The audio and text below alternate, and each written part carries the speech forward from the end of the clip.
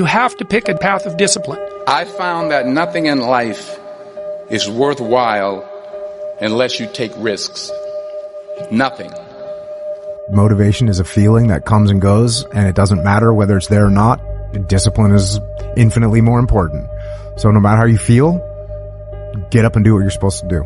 That's it. And that's discipline. It's not motivation. If you only did what you were supposed to do when you were motivated to do it, that's leaving it to chance. But if you're disciplined, you go do what you're supposed to do. That's the way it works. And this thing that people do where they avoid discomfort, it sounds ridiculous, but it just creates more discomfort. You don't realize that in embracing discomfort and forcing yourself to do something very uncomfortable that you can control, like an ice bath, like a sauna, like a run, like a workout, you are eliminating another form of discomfort. I torture myself physically. I'm always working out. I'm always exhausted. I'm always taking ice baths. I was in the sauna before I got here today. I'm always doing something. Always. I never have a day where there's not some kind of struggle. If I have a day where I just lay around, I'm like, this is weird.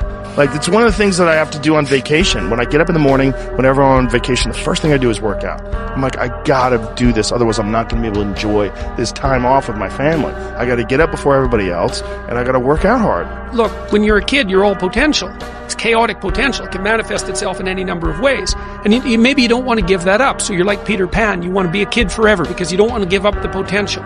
And you look out in the world and all you see are Captain Hooks, who've lost a hand, who are chased by death because that's the clock in the crocodile. It's already got a taste of him. He's terrified by death and he's a tyrant. Well, I don't want to grow up to be that. So I won't be disciplined at all. Well, that's no good because the way the potential transforms itself into actuality is through discipline.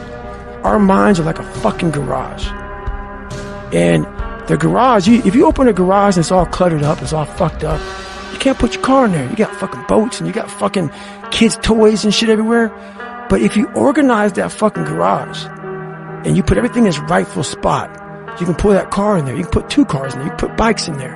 And that's like with the mind. People talk about discipline and fucking determination and fucking, repetitions and all this shit. Consistency.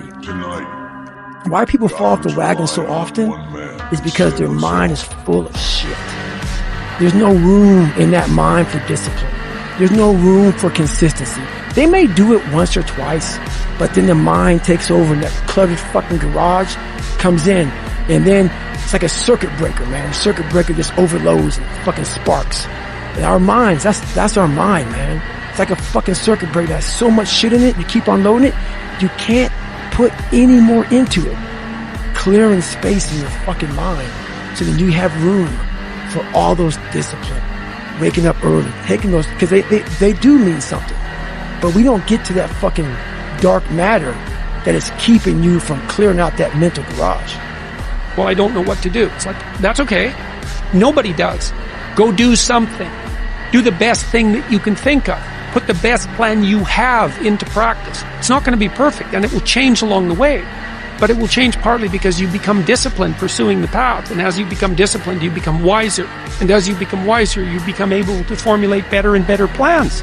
There is no passion to be found playing small and settling for a life that's less than the one you're capable of living.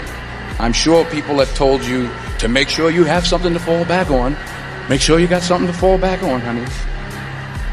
But I never understood that concept, having something to fall back on. If I'm going to fall, I don't want to fall back on anything. I want to fall forward. I figure at least this way I'll see what I'm going to hit.